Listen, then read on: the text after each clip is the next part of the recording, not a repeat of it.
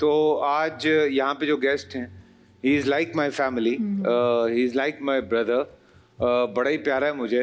और लेकिन काम जब आप लोग इनका देखते हैं तो वो आपको दंग रह जाते हैं आप, क्योंकि जो अंदाज है इनका, ड्रामों में भी काम किया, फिल्म्स में भी काम किया, लेकिन अचानक से जो इन्होंने तबाही मचाई है, यहाँ तक कि हमारे मुल्क के वज़ीर आज़म साहब भी इनको बड़ा पसंद करते हैं। और उनके सामने खड़े होके उन्हीं की आवाज़ में जब इन्होंने गुफ्तगू फरमाई तो उनको बड़ी खुशी हुई और बड़ा प्यार करते हैं, पूरा मुल्क ही बड़ा प्यार करता है। मुझे बड़ी खुशी है कि आज मेरे साथ यहाँ पे मौजूद हैं।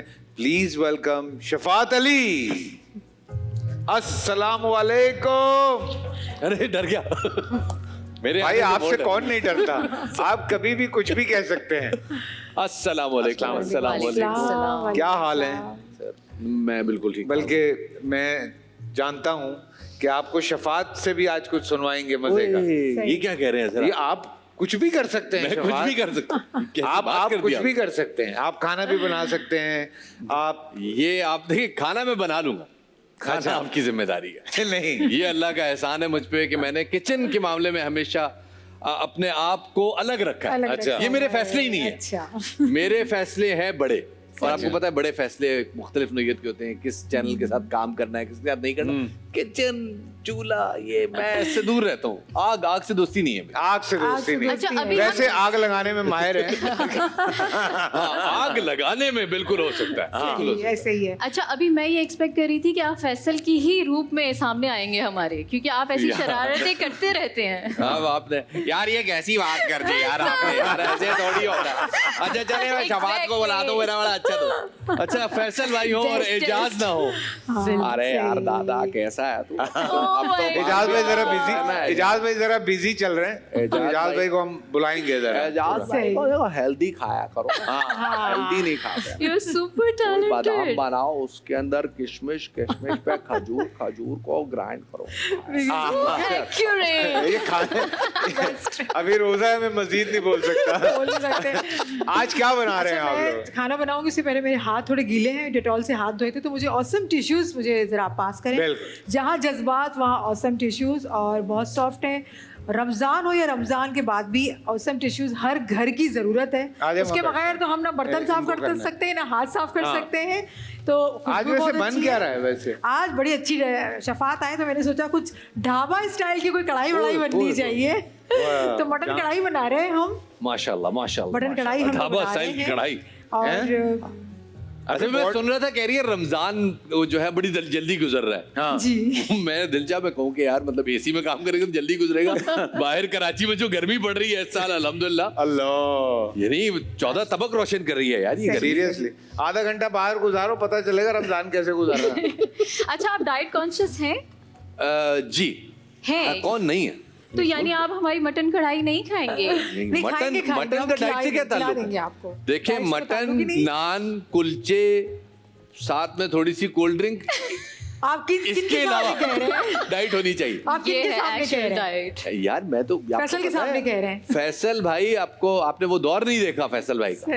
हमने वो दौर देखा है कि जब फैसल भाई जो है वो खाने को देख के कहते सब साइड पे हो जाओ। हाँ। और वो भी एक था कि खाने को देख के ऐसे इनकी आंखों में दिल बने हुए आते। अब एक अलग नौयत में चले गए हैं फैसल भाई, अब इनका एक अलग मिजाज हो गया है। लेकिन वो दिन दूर नहीं है कि इंशाल्लाह फैसल भाई, हम दुआ कर रहे हैं इस साल रमजान में अल्लाह पाक फैसल भाई को हिदायत दे। 15 दिन के बाद वो आंखों को देख के दिल निकलते हैं मेरे। अच्छा, मैं तो जा रहा हूँ इस बार अल्लाह आपको हिदायत दे, आप ये इन चीजों से बाज आ जाएं। ये जो आप ये डाइटिंग वाइटिंग के चक्कर में पड़े हुए हैं, आप भी आए हमारी तरह, नान, कुलचे, मटन, कढ़ाइयाँ। मैं तुम लोगों की तरह खुशकिस्मत नहीं हूँ। मैं सच बताऊं, मेरी कीतियां आगे आ जाती हैं। वाह। देखिए जी, क्या किसी शायर ने क्या खूब कहा है कि जिधर टेटते वट नहीं। हाँ, वो फिर आपको पता ही है। क्योंकि बट और भी बहुत सारे लोग हैं और हमारे दोस्त हैं, माइंड ना कर जाए। नहीं, हमारे 2-3 दोस्त हैं, बट है, और बकायदा 6 पैक है हमारे मुनीब भट्ट के। यार वैसे वाकई ये मुनीब भट्ट ने, अब जिस तरह अपने 6 पैक बनाए बट होते हुए, ये आम इंसान से 4 गुना काम है। बिल्कुल। आम इंसान। तो आपका वैसे यहाँ पे सेटअप क्या है रमजान का, मुझे जरा थोड़ा सा इसके बारे में बताइए। जी, मैं आपको बताता हूँ। अभी देखें, खाना बनेगा, ठीक है, फिर हम कोशिश कर रहे हैं एक बड़ी जबरदस्त पर्सनालिटी हैं, उनको हम ऑनलाइन लेना चाह रहे हैं। ओह वाह। साथ में आपसे भी ओह बातें वाह। चलती रहेंगी। यार वैसे मैं ऑनेस्टली आपने जिस तरह से ऑनलाइन लोगों को लेना शुरू किया, मैं लकी भाई को देख रहा था। हाँ। It's such an amazing thing. पहले तो बात है जिसने भी सोचा है उसको भी, हाँ। और आप जिस तरह से इसको कंडक्ट करें, कमाल है, मजा आ रहा है। क्योंकि हम पाकिस्तानी जो है ना अपने अंदर रहते हैं, हमें बाहर की दुनिया का ना कुछ पता है सही। और ना हम जानना चाहते हैं। बिल्कुल। बड़ा मजे का एक ताजा हवा का झोंका लगता है कि जब आपको पता चले कि यार बाहर भी दुनिया और में लोग हैं। सोचें लकी साहब ने बात क्या की है, लकी अली ने, मैंने उनसे पूछा पकौड़े समोसे, कहते हैं यार हमने ना बहुत सिंपल कर दी है, तो इनको समझ नहीं आ रही। चलिए हम रेसिपी अपनी स्टार्ट करते हैं। इंग्रेडिएंट्स क्या हैं ठीक है। फरा? अच्छा, सबसे पहले हम डालडा कुकिंग ऑयल इसके अंदर ऐड करेंगे, क्योंकि हमारी बन रही है मटन कढ़ाई विद ढाबा स्टाइल। ठीक है, तो ऑयल हम इस्तेमाल करेंगे 3 table spoon Dalda cooking oil, जहाँ मामता वहाँ डालडा। अच्छा फरा, आज अगर ढाबा स्टाइल कढ़ाई है तो मैं वो जो पैन के अंदर आग लग जाती है ना अचानक, तो वो मैं हाँ। कोशिश करूंगी वो कोशिश कीजिएगा पहले हमारा ऑयल जो है बहुत अच्छी तरह से गर्म हो जाए। अच्छा, मटन को मैंने पहले से बॉईल कर दिया था, और मटन कढ़ाई बनाने के लिए तरीका भी यही होता है कि मटन को पहले आपने अच्छे से वॉश कर लेना है, फिर इसके अंदर अदरक लहसुन का पेस्ट ऐड करके और थोड़ा सा नमक, फिर आपने इसको बॉईल कर देना, अच्छी तरीके से बॉईल कर देना। अगर आप मटन कढ़ाई बना रहे हैं, चाहे आप बीफ कढ़ाई बना रहे हैं, चिकन का जो होता है तरीका वो अलग होता है, मटन बीफ का अलग होता है। हम कहीं जाते हैं बाहर खाना खाने तो पहले से वो बॉईल हुई होती है, फिर वो कुक करते हैं। बिल्कुल। ठीक है, बताएं खान साहब, ऐसा ही है? देखिए पहले तो ये कि ओ भाई, मैं आपको कह रहा हूँ। अच्छा मुझे कहा अच्छा, मैं कह रहा हूँ कि इन्होंने जो ये मटन कढ़ाई और ये जो भी इन्होंने कहा है कि जी हम ढाबा कढ़ाई बनाना चाह रहे, ढाबा। मैं इसकी पुरजोर मजम्मत करता हूँ। अच्छा। हाँ। क्योंकि जब तक इन्होंने वो जो नीचे से यूं करके वो घी निकलता है, जो घी नुमा चीज होती है, जी घी नुमा, वो जब डालते हैं उससे जो शोले निकलते हैं ना, सारा फ्लेवर उसी का ही होता है। हाँ, बिल्कुल। चर्बी होती है ना, चर्बी गालिबा। होती है वो। चर्बी जरूरी होती नहीं है, हाँ। जरूरी नहीं है कि वो चर्बी हो, वो कुछ भी हो सकता कुछ भी हो है। मैंने सकता इसलिए है। कहा घी नुमा। सही। उसके बाद आप कोलेस्ट्रॉल चेक कराएं, ये ऐसे रॉकेट बना हुआ आता है, नहीं, उसके ये बाद तो कोलेस्ट्रॉल की हमारी रिपोर्ट पे बहुत अच्छी है, ये वाली आप खा सकते हैं, सभी नहीं, खा तो सकते हैं। डालडा में बना रहे हैं। वही डालडा में हम बना रहे हैं, और डालडा का जो माओ का एतमाद डालडा पे 80 साल से भी ज्यादा है। आप बनास्पति में बना रही हैं या ऑयल में? नहीं, हम ऑयल में बना रहे हैं, अच्छा। बनास्पति ऑयल में नहीं बना रहे हैं, बना रहे सही। हैं, ऑयल में इसको बना रहे हैं। ऑयल गर्म हो चुका है, हमारे पास मटन है, वो भी ऑलमोस्ट हमारा Boil हो हो चुका चुका है। तो सुभान मैं अल्लाह। इसके अंदर मटन, अच्छा सुभान आपको मैं पहले एक टिप बता इंग्रेडिएंट्स दूं, बता दें ना। मैं बता देती हूँ, मैं आपको एक टिप बता देती हूँ, आप इसके अंदर ऐड करें। मैं जब तक एक टिप बता देती हूँ, मटन या बीफ अगर गल ना रहा हो तो आपने विनेगर इसको ऐड कर दें आप, बिल्कुल 1 टीस्पून, ज्यादा नहीं, तो वो जल्दी गल जाता है। और ब्रेक्स का हमारे पास विनेगर, एप्पल साइडर विनेगर हो, मैं तो आपको क्या ही बताऊं, बात है। अगर गोश्त गल ना रहा हो ना, थोड़ी देर के लिए एजाज असलम से उसको टिप्स सुनवा दें कि हेल्दी कैसे होते हैं, तो healthy खुद ही गल जाएगा, खुद ही यकीन गल करें। जाएगा। शर्म ये से भी गल हमें जाएगा। इसके अंदर ऐड कर दो, ठीक है। एजाज मेरी जिस दिन कह रहा ना, अरे यार क्या तुम गोश्त बन के बैठे हो यार, कुछ हेल्दी बनाया करो, ये देखो मैंने फेस वॉश बनाया, ये देखो हैंड वॉश बनाया, ये देखो सीरम बनाया, ये खाया, तो ऐसे यूं गोश्त शर्म से पिघल जाएगा भाई। वाह, वैसे हैं? अच्छा, मेहनत हो रही है। ब्रेक्स के बारे में कुछ बता दो। हमारा एप्पल हाँ, साइडर ब्रेक्स के विनेगर बारे में बहुत ही बता अच्छा है, हेल्थ के पॉइंट ऑफ नहीं, व्यू से बताएं, भी बहुत बताएं, अच्छा आप भी है। बताएं। और 1912 से अराउंड हमारे साथ है, और इस ब्लड प्रेशर को भी कंट्रोल करता है, उसके साथ खाने को हजम भी करता है, ऑर्गेनिक है, वेट लॉस में बहुत ज़्यादा हेल्प करता है। सही। तो आप ब्रेक्स विनेगर का बहुत सारी चीज़ों में सही। इस्तेमाल होता है, हम सही। सैलेड में भी इसका इस्तेमाल कर सकते हाँ। हैं। अच्छा, हम गोश्त को वॉश करने में भी विनेगर का यूज कर सकते हैं, बिल्कुल उससे कर बहुत सकते हैं। अच्छे से वॉश हो फिश को जाता है। वॉश करना हो, जी, prawns बिल्कुल। को अच्छा, कैसे ये गोश्त के विनेगर अंदर और का जो वो blood है, वो दूसरी निकल चीज आता है। मतलब मिलती जुलती है ना, ये वाला विनेगर और मतलब दूर से पता नहीं चल रहा, नहीं, इसके मिलती जुलती हैं ये। इसके हेल्थ बेनिफिट्स ज्यादा है, एप्पल हेल्थ साइडर बहुत विनेगर। ज़्यादा है, ये इसके ऑर्गेनिक हेल्थ है बेनिफिट, इसके हेल्थ बेनिफिट उसके नहीं होते। ना, तो कोई प्रिजर्वेटिव इसके अंदर रमजान नहीं, ना कोई- ट्रांसमिशन है। सही है, मैं देख रहा हूँ। मैं विनेगर मतलब ये ब्राउन वाला एक अंगूरी सिरका होता है और एक व्हाइट सिरका होता है। भाईजान, हाँ, वो white शहद sea होता है। एप्पल ये साइडर एप्पल विनेगर साइडर है। है। एप्पल साइडर, ठीक है, एप्पल सही साइडर। सही। नहीं नहीं, वो शहद होता भाई है। सेब का सिरका है, क्या हो गया यार, एक अंगूरी सिरका भी होता वो है। ऑलिव ऑयल है बकायदा। ऑलिव ऑयल कौन डालता है सिरके में? सिरके की बात हो रही है, ब्रैक्स विनेगर की बात हो रही है। अच्छा। क्या हो रही है? अब असल में वो रमजान ट्रांसमिशन में हो जाता है आदमी, ठीक है, सुबह ठीक का है। उठाओ, मेहनत रोजा करो। रोजा रोजा लग रहा होता है, सही और बात, बड़ी बहुत हिम्मत की मुश्किल बात काम है कि रोजे आप में चिल कर, ट्रांसमिशन हो। टेंशन नहीं ले। मैं जरा विनेगर, हाँ विनेगर के फवायद बता रही थी। मैंने बताया हो इसके गए। विनेगर के बहुत सिरका सारे और शहद फवायद बराबर हैं। बराबर, ठीक है। सिरका और शहद बराबर नहीं बराबर। सॉरी, सिरका और ऑलिव ऑयल बराबर बराबर रखे हैं, बीच में इन्होंने। लेकिन अगर और गोश्त, आज लग रहा है मैं हमारी एक- रेसिपी रेडी नहीं हो पाएगी, हाँ, इतनी मैं बातें। बताऊं, अगर गोश्त ना गल रहा हो, पपीता भी डाला जा सकता है। गोश्त ना गल रहा हो रोजमेरी के पत्ते भी डाले पत्ते भी डाल सकते हैं आप, कचरी पाउडर भी ऐड कर सकते हैं, हाँ। लेकिन वो वाला गोश्त ले ही ना जो ना गल रहा हो। हाँ, और ये सही है ना, वो रोजमेरी वाला गोश्त जो मैं गल बता जाए। पता कैसे चलेगा कि ये वो वाला गोश्त है जो गलेगा नहीं? हाँ, रोजमेरी का रोजमेरी मैं सिर्फ बता दूं कि ये जनाना नाम है वैसे पौधे का नाम। जी जी, ये पौधा ये है, मत समझे कि आप herb है। कल को रोजमेरी ढूंढने निकल जाए, बुरा लगेगा। हाँ जी प्लीज। हम डेली इसका जिक्र करते रहते हैं रोजमेरी का। अच्छा, वैसे ही अच्छा, फैसल के साथ, सही। फैसल के पास बहुत सारे बेनिफिट्स पता है नहीं रोजमेरी उन्होंने के। कहा कि जुगत ठंडी सी ये इनका बड़ा महत्व तरीका अच्छा, मेरे था। पास फाइन चॉप किए हुए टमाटर हैं, मैंने इसमें तकरीबन ले लिए हैं 3 अदद टमाटर। अच्छा, मैं भी पता है क्या होता है, अगर पहले देखो या अभी भी मैं किसी खवातीन को देखती हूँ, अगर 1 kg हमारे पास मटन, बीफ है या चिकन है तो 1 किलो ही टमाटर होंगे, सुभान तो वो आपकी डिश जो है वो खराब हो जाती है। उनका वो तो क्वांटिटी फिर क्या रेशो क्या रखना रेशो चाहिए? कम- अगर 1 कम kg रखना गोश्त चाहिए। है हाँ। तो टमाटर आधा किलो होने चाहिए। आधा किलो होना चाहिए। हमने कुछ लोगों के घर में खाना खाया, आधा किलो गोश्त होता है, 15 किलो पानी होता है। वो यखनी होती होगी। नहीं नहीं आप सालन समझ रहे। नहीं, उसमें शर्त होती है बोटी लावला होता ताटी। अच्छा, टमाटर को हमने इसके अंदर ऐड कर दिया। वैसे ही टमाटर को हमने साबित ही रखने होते हैं, फिर इसका हमको पील करना होता है, लेकिन इतना टाइम नहीं है, तो मैंने फाइन चॉप कर लिया है ताकि टमाटर जो है अच्छी तरह से गल जाए, क्योंकि रेसिपी को बेशक। क्विक बनाना होता है ना। बेशक। ये वाली टिप भी बतानी होती है कि हमने क्विक किस तरह से बनाना है रेसिपी सही है, को। सही है। सही है। इसके अंदर शिफा मैंने- साहब, आप किसके अंदाज में ब्रेक पे जाना चाहेंगे? मैं अपनी पूरी कौम को यहाँ पे कहना चाहता हूँ कि फैसल मौजूद हैं, हमारे शेफ साहिबान मौजूद हैं और गोश्त भी मौजूद है, लेकिन इसके गलने तक आपको इंतज़ार करना पड़ेगा। इंतज़ार कीजिए और मुझे ब्रेक पे जाने की इजाज़त दीजिए। बस जबरदस्त।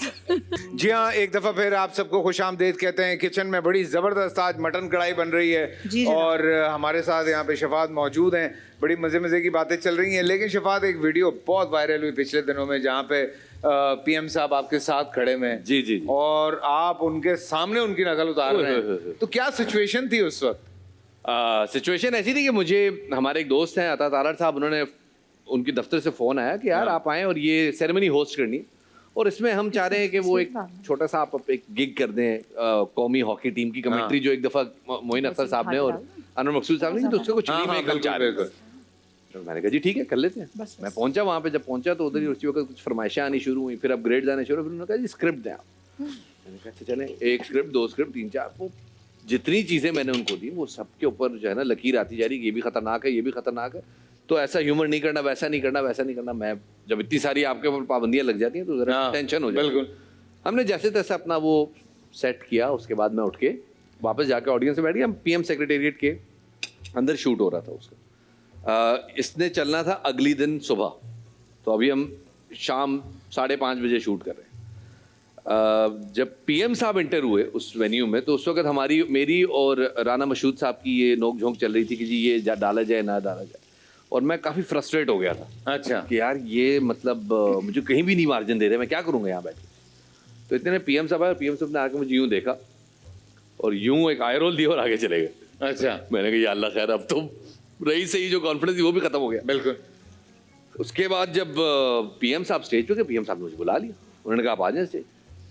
अब मुझे समझना है, मैंने कहा मैं बात करूं ना करूं, क्योंकि वो बड़ा स्ट्रिक्टली वो था कि यार कोई भी बंदा जो है वो माइंड कर सकता है, तो मैं मिक्री अवॉइड कर। इतने पीएम साहब ने खुद मेरे कान पे हाथ मार के कहा कि भाई वो जो आप मेरा वो करते हैं।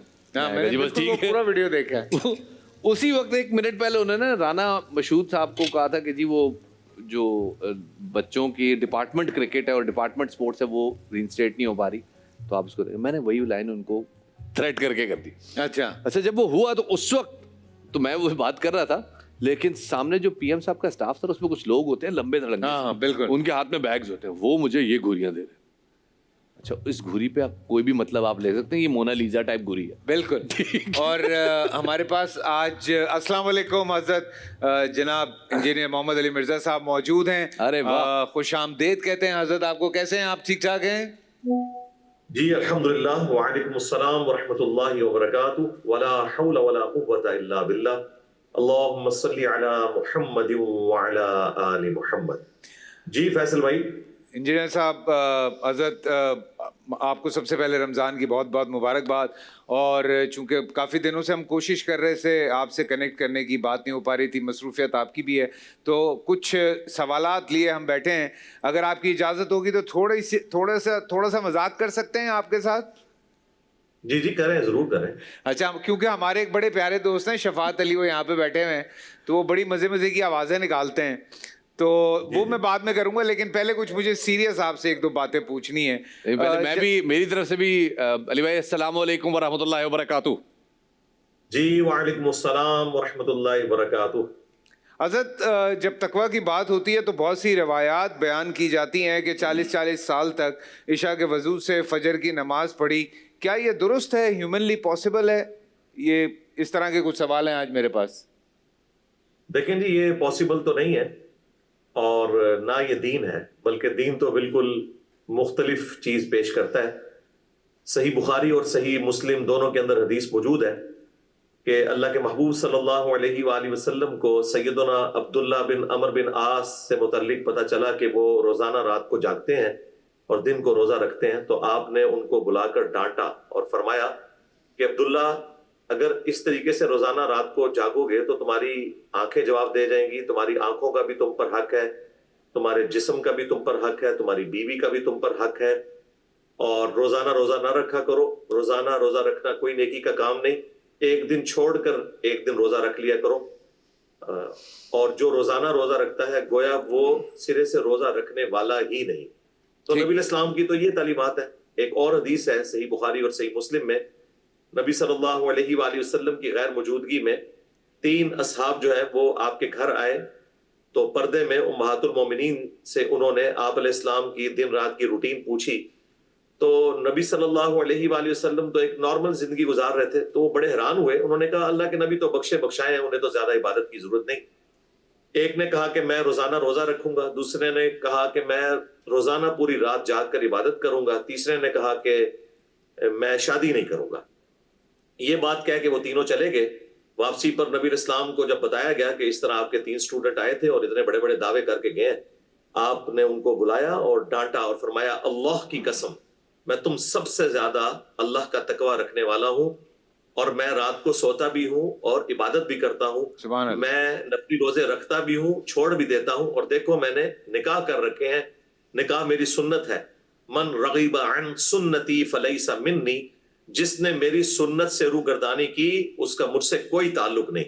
और हैरानकुन बात बताऊं, इस हदीस पर इमाम बुखारी ने चैप्टर की हेडिंग बांधी है कि इबादत में गुलू करना दीन में नापसंदीदा है। कुरान हकीम में वाज़ेह है ला तगलू फी दीनिकुम, दीन में गुलू नहीं करनी, एक्सैजरेशन नहीं करनी। बिल्कुल, एग्जैजरेशन मना है। लेकिन हज़रत ये बातें आती हैं तो हम ऑब्वियसली पूछ भी लेते हैं तकवे की, चूँकि आज हमारा टॉपिक वैसे भी तकवा है और हमने उस पर बात भी करनी है। तो उसमें एक और हमें रिवायत मिली कि एक बुज़ुर्ग थे, एक हाथ में आग और एक हाथ में पानी लेकर जा रहे थे कि मैं आज जहन्नुम की आग को बुझा दूंगा और जन्नत को आग लगा दूंगा। क्या मुमकिन है, क्या ऐसा कहना मुनासिब होता है? अस्तगफिरुल्लाह तौबा इलैह, ये बिल्कुल कुरान और सुन्नत की तालीमात का मजाक उड़ाने के मुतरादिफ है। ये कोई मार्फत की बात नहीं है, इसको दिक्कत नजर से देखने की जरूरत है।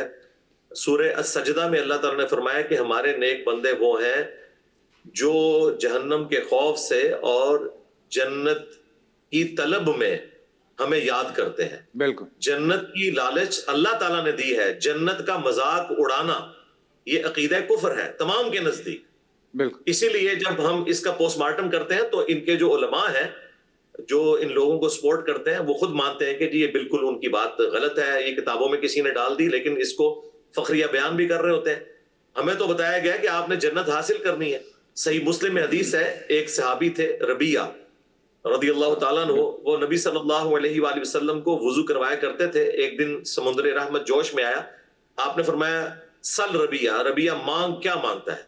वो भी पूरी तैयारी करके बैठे थे। उन्होंने कहा कि अल्लाह के महबूब सल्लल्लाहु अलैहि वसल्लम, मैं जन्नत में आपका पड़ोस मांगता हूं। अल्लाह अकबर। नबी इस्लाम ने कहा कि और भी कुछ मांग ले इसके सिवा। उन्होंने कहा नहीं या रसूलल्लाह, इसके बाद तो किसी चीज की जरूरत ही नहीं है, सबसे आला दर्जा आपका और उसमें मैं आपके साथ हूं। तो आपने फरमाया कि फिर कसरत सुजूद से मेरी मदद कर। ये सहाबी थे रबिया, इसलिए मैं कहता हूं कि हमारा अकीदा रबिया वाला है, राबिया वाला नहीं है। ये वाकया राबिया बसरिया की तरफ मंसूब किया है। अब वो दुनिया से जा चुकी हैं, पता नहीं उन्होंने फरमाया था कि नहीं फरमाया था। बहरहाल हम तो पाबंद हैं कुरान और सुन्नत की तालीमात के। बाकी इन लोगों की जो इस तरह की बातें हैं वो तो ऐसी अजीबो गरीब है। बुखारी मुस्लिम में हदीस है, सैयदा खतीजा कहती हैं नबी अलैहिस्सलाम जब गारे हिरा में जाते थे तो मैं टिफिन में उनको खाना बांध के देती थी, और ये लोग कहते हैं जी हम जंगलों में 40 साल तक पत्ते खा के गुजारा करते रहे। ये तालीमात जो इस काबिल ही नहीं है कि जो हम नॉन मुस्लिम्स को पेश कर सके। हमारे प्रॉफिट की लाइफ इतनी परफेक्ट है, इतनी नॉर्मल लाइफ है कि वो आज से 1400 साल पहले भी उसी तरीके से वैलिड थी, आज भी उसी तरीके से वैलिड है, और इंशाअल्लाह क़यामत तक उसी तरीके से वैलिड रहेगी। बहुत शुक्रिया। मैं एक छोटी सी बात आपसे बात करना चाह रहा हूँ। हज़रत खतीजा रज़ी अल्लाह ताला अन्हा का आपने जिक्र किया, उनके हवाले से हमने अभी 3 रमज़ान को हज़रत फ़ातिमा के हवाले से यहाँ तज़किरा हुआ, और एक मेहमान ने ज़िक्र किया कि बीबी फ़ातिमा का नूर अल्लाह ने महराज को शब रसूल अल्लाह को तोहफ़े में दिया कि वहाँ से आपने एक दरख्त देखा, उसमें से खुशबू आ रही थी, आपने उसका फल खाया तो वो खुशबू आप तक मुंतकिल हो गई। फिर महराज से वापस आकर आपके घर बीबी फ़ातिमा की विलादत हुई। बिकॉज़ मुझे नहीं समझ आया, मैंने जितना पढ़ा उसमें तो यही था कि हज़रत खतीजा रज़ी अल्लाह ताला अन्हा की वफ़ात महराज से पहले हो गई थी, और हज़रत फ़ातिमा की विलादत तो ऐलान नबुव्वत से पहले हुई थी। ये सही है या? जी नहीं, बिल्कुल ज़ाहिर है गलत बात है। वाकया मेराज जो है ये तो हिजरत मदीना से जस्ट पहले हुआ है। चूंकि 13 साल मक्की दौर में आप अलैहिस्सलाम को तकलीफ दी गई थी, तो अल्लाह ताला ने एक रिक्रिएशनल ट्रिप करवाया, और ऐसा ट्रिप करवाया जो किसी नबी को नसीब नहीं हुआ। बिल्कुल। तो वाकया मेराज तो एडजस्टेंट है बिल्कुल हिजरत मदीना के। और सईदा फातिमा सलामुल्लाहि अलैहा उस वक्त एटलीस्ट जो है उनकी उम्र 10 साल से ज्यादा थी।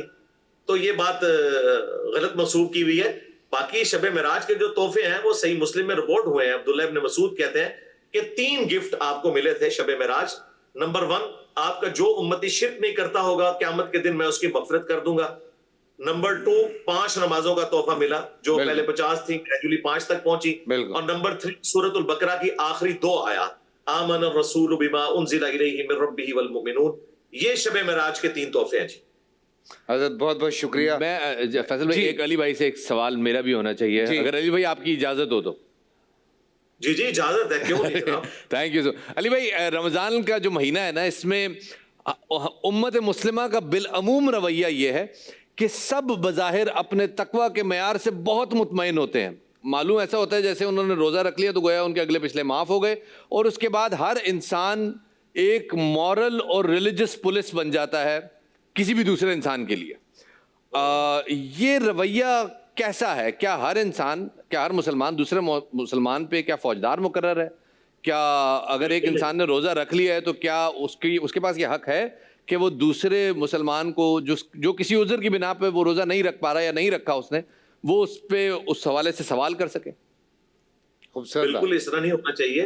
और इसमें देखें, जो अल्लाह ताला ने हमें ऑब्लिगेटरी चीज रखी है वो है अनफुसकुम व अहलीकुम नारा, बचाओ अपने आप को और अपने घर वालों को जहन्नम की आग से। तो ये रिस्पॉन्सिबिलिटी आपकी अपने बीवी बच्चों तक है कि आपने उनकी तरबियत करनी है, वो आपकी रैयत में दाखिल है। बुखारी मुस्लिम में हदीस है, तुम में से हर शख्स निगहबान है और उससे उसके सबऑर्डिनेट्स के बारे में, रैयत के बारे में पूछा जाएगा। फिर आप अलैहिस्सलाम ने फरमाया कि हुक्मरान रियाया के ऊपर है, निगहबान एक खामद अपनी बीवी और बच्चों पर है, और एक बीवी अपने खामद के माल और उसके बच्चों के ऊपर हाकिम है, उससे उसके बारे में पूछा जाएगा। बाकी ये जो तकवे का हैजा हो जाता है ना कि हर दूसरे बंदे को क्रिटिसाइज करना इस एतबार से, और खुसूसन जब कोई रमजान में कोई बंदा अल्लाह ताला के हुजूर पेश ही हो गया, उसका मजाक भी उड़ाते हैं लोग कि जी ये मौसमी फसली बटेरे हैं, ये मस्जिद में आ गए हैं, और उन्हें टॉन्ट करवाते हैं। तो ये बिल्कुल गलत एटीट्यूड है। ये अल्लाह का और बंदों का मामला है, हमें इसी पे रहना चाहिए और अपने घर वालों के ऊपर तवज्जो देनी चाहिए। हाँ, उलमा का काम है कि जनरल वो मिंबर से हक बात को बुलंद करें, लोगों को जनरल बताएं कि ये नेकी का रास्ता है, ये बुराई का रास्ता है। बाकी ये जो तकवे के पॉइंट ऑफ व्यू से है, वो बुखारी में हदीस है, नबी इस्लाम ने फरमाया कि अल्लाह ताला फरमाता है कि रोजा ढाल है गुनाहों से बचने के लिए। जब कोई शख्स रोजे की हालत में हो तो फहश गोई से और झगड़े से परहेज करे, और अगर उससे कोई झगड़ा करे तो बस उसको वो इतना कह दे कि मैं रोजे से हूं। यानी रोजे की हालत में आपने फजूल बहस भी नहीं करनी, झगड़ा भी नहीं करना और अपने काम से काम रखना। जी अली भाई, देखें बहुत सारी ये जो अभी आप बात कर रहे थे, इसीलिए एक पुलिस का सिस्टम बनाया गया, एक ये पूरी जजमेंट का सिस्टम बनाया गया, और लेकिन उसके बावजूद हमारे मुल्क में आए दिन कहीं ना कभी ऐसे वाक़यात होते हैं जिसमें किसी पे भी कोई इल्ज़ाम लगा के उस बेचारे के साथ बहुत ज़्यादती होती है, उसे मार दिया जाता है। और कई बार हम इस हवाले से बात कर चुके हैं, लोगों को समझाने की भी कोशिश की है कि खुदारा ये फ़ैसला करने का हक़ आपके पास नहीं है। अगर कोई ब्लेसफेमी का आपने बड़ी खूबसूरत उस पर वीडियो की है, मैंने बिल्कुल फॉलो किया है, लेकिन उसके हवाले से अगर एक छोटा सा जवाब मिल जाए तो फिर बड़ा अच्छा हो जाएगा कि लोगों को, मैं समझता हूँ कि थ्रू नेशनल टीवी भी थोड़ा सा इस हवाले से पैगाम बिल्कुल जाना चाहिए। देखिए जी, कुरान हकीम में अल्लाह ताला ने बिल्कुल वाज़े फरमाया है कि जब कोई तुम्हें सलाम करे तो उसके सलाम का जवाब दो, और कतन उसके बारे में ये वर्डिक्ट पास ना करो कि तुम मोमिन नहीं हो। तुम दुनिया की लालच में किसी को इस तरीके से नुकसान पहुंचाने की कोशिश ना करो, और अगर कोई इस तरह के मामलात हो तो तुम अपने ऊपर गौर करो कि तुम भी तो पहले काफिर थे, फिर अल्लाह ने तुम्हें हिदायत दी। ये पूरे का पूरा कॉन्टेक्स्ट कुरान हकीम में बयान हुआ है। अल्लाह ताला ने सूरतुल अनाम में और सूरह अन-निसा के अंदर इसका जिक्र किया, क्योंकि उस वक्त मुसलमानों की काफिरों के साथ कोल्ड वार भी जारी थी। बिल्कुल, बैटल फील्ड्स तो मुख्तलिफ हुई, लेकिन वार मुसलसल जारी रही, बदर से लेकर फतह मक्का तक।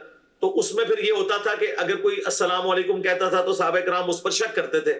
तो कहा गया कि इस तरह शक नहीं करना, तुमने पॉजिटिव रहना है।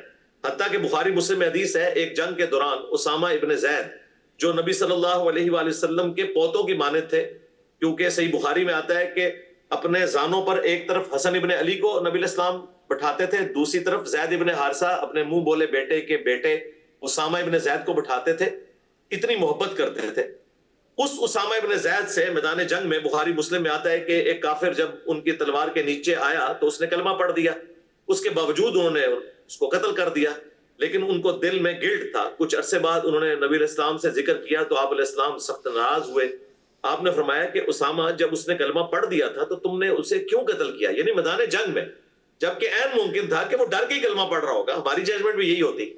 तो उन्होंने अर्ज किया कि अल्लाह के रसूल, उसने डर के कलमा पढ़ा था। तो आप गुस्से में आए और आपने फरमाया, ए उसामा, क्या तुमने उसका दिल चीर कर देख लिया था कि वो डर के कलमा पढ़ रहा है? आखिरी वक्त में भी बेनिफिट ऑफ डाउट दिया जाए। फिर नबी इस्लाम ने एक जुमला बोला, उसामा तू क्या करेगा, उसामा तू क्या करेगा, उसामा तू क्या करेगा। ये जुमला बार बार रिपीट करते रहे कि वो उसामा इब्न ज़ैद कहते हैं कि उस दिन मेरी ख्वाहिश हुई कि मैं आज से पहले काफिर होता, आज मुसलमान होता, मेरा ये गुनाह धुल जाता। आपने फरमाया, उसामा तू क्या करेगा जब वो कलिमा पढ़ता हुआ क़यामत के दिन अल्लाह के हुजूर तेरे खिलाफ मुकदमा दायर कर देगा। यानी नबी इस्लाम ने भी ऐलान बरात कर दिया। तो आप अंदाजा करें, यहाँ पर लोग यानी एलानिया अपने आप को मुसलमान कहते हैं और कहते हैं हमारे कहने का मतलब ये नहीं था, आपने उसको गलत रंग दिया। लेकिन फिर भी ये एक्स्ट्रा जुडिशियल तरीके से इस तरह लोगों पर एक्टिविटी परफॉर्म करते हैं। और इसमें मैं सबसे पहले मुजरिम अपनी रियासत को समझता हूँ, उसके बाद उलमा को। अगर रियासत सही तरीके से इन लोगों को हीरो ना बनने देती तो आज हमें ये दिन ना देखने पड़ते।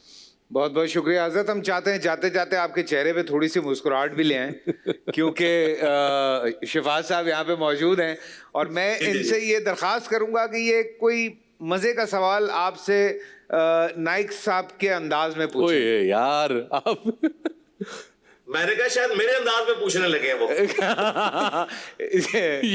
अच्छा, वो मैं अली भाई पूछ भी लूँ आपके अंदाज में, लेकिन उसके बाद वैसे मेरे अंदाज में आप बता सकते हैं, पूछ नहीं सकते होंगे। हाँ, वैसे आपका सवाल करते हुए आपने कम ही पूछा। दोनों कर लेना। हाँ, क्योंकि जो आपके सिग्नेचर मूव्स है ना, वो आपको पता है ना कि वो मुआशरे में थोड़े ज्यादा काबिल कबूल नहीं है।